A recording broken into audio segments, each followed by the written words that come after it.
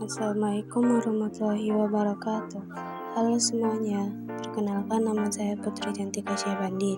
Di sini saya akan menjelaskan mengenai pengertian dan perbedaan dari hadis, sunnah, khabar, dan asar. Dan saya juga akan membahas mengenai konflik yang terjadi di masyarakat mengenai sunnah membaca basmalah ketika sholat fardu. Pengertian hadis. Hadis adalah segala sesuatu yang disandarkan kepada Nabi Muhammad SAW selain Al-Quran, baik berupa perkataan maupun ketetapan yang berkaitan dengan hukum syara. Pengertian sunnah. Sunnah secara bahasa artinya cara, jalan yang ditempuh, tradisi, atau ketetapan titik sementara menurut ulama fikih, fuqaha. Sunnah adalah sesuatu yang lebih utama dikerjakan, sebab akan mendapatkan pahala apabila dikerjakan, tetapi tidak berdosa apabila dilakukan. Pengertian kabar. Kabar secara bahasa artinya berita, warta, kabar atau informasi suatu peristiwa. Sementara menurut istilah, kabar adalah segala sesuatu yang disandarkan berasal dari Nabi Muhammad SAW. Pengertian kabar. Pengertian asar. Asar secara bahasa artinya bekas sesuatu, dampak, pengaruh, dan peninggalan. Sementara menurut istilah, asar adalah sesuatu yang disandarkan kepada para sahabat, mauquf, dan tabi'in maqtu, baik berupa perkataan atau perbuatan. Perbedaan hadis, sunnah, khabar, dan asar. Hadis adalah berita tentang peristiwa yang bersumber dari Nabi Muhammad SAW.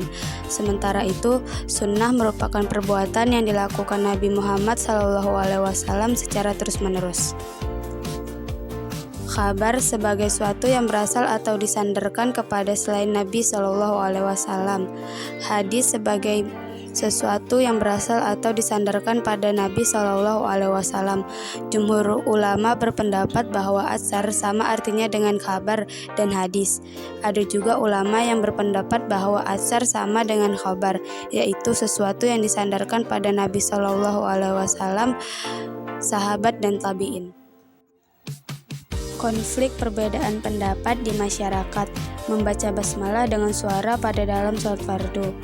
Adanya konflik dalam membaca basmalah pada surah Al-Fatihah, apakah boleh secara jahar, suara keras, atau syair pelan.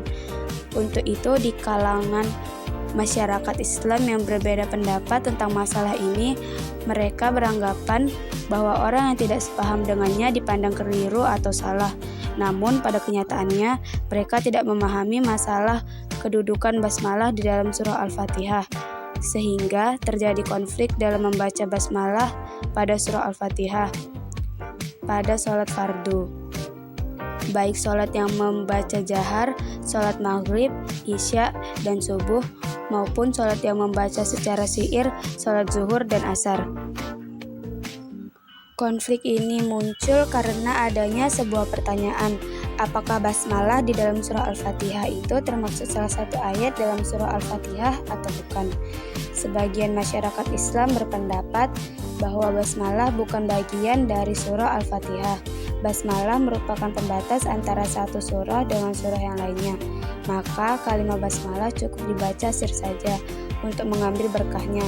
Pendapat ini sejalan dengan paham mazhab Hanafiyah dan mazhab Hambali, di mana membaca basmalah di awal surah Al-Fatihah dalam sholat fardu disunahkan secara sir di setiap rakaat.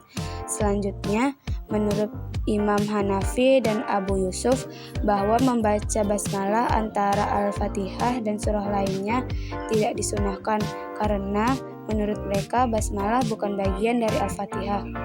Penyebutan basmalah hanya untuk mengambil berkah tabaruk